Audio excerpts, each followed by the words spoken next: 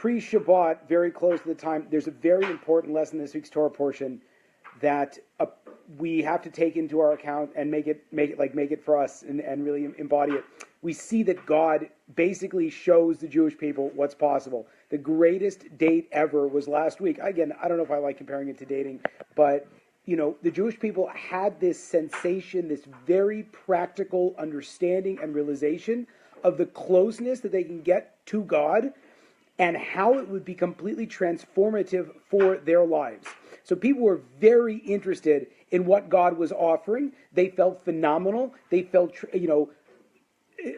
unbelievably close.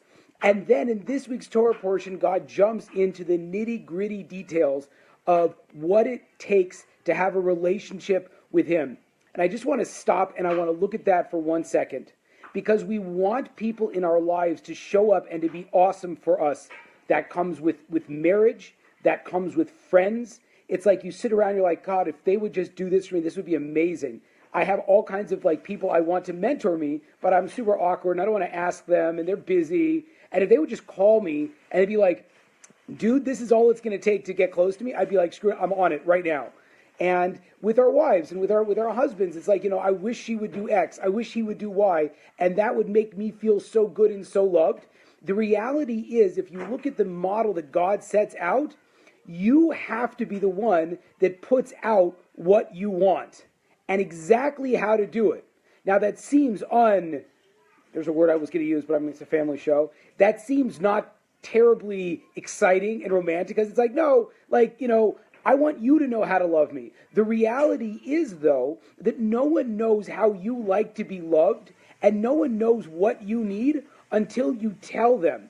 And that means that you actually have to really get serious about what you want and what you need to feel loved and to feel appreciated and to feel close. And that's really hard because it's like when you start putting out there what you actually want, then it actually becomes attainable and you actually have to start thinking about it and being happy with what you get. You know what I'm saying?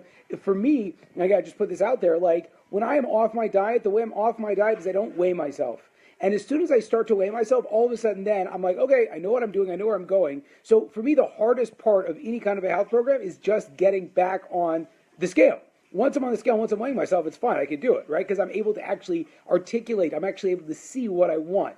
And the same thing's true with my marriage, for example. A lot of times I want my wife to do, X, Y, and Z for me. But then if I actually articulate it, she's like, oh, cool, yeah, I can do that. I'm like, can we go out to coffee on this day? And she'd be like, sure, absolutely. And I'm like, oh, okay. But sitting around and waiting for her to say, maybe, maybe want, that's stupid because, people don't know what you want. And on the flip side, you get upset when people are not doing what you didn't tell them to do in the first place. So the beautiful idea is that we actually have to grow up.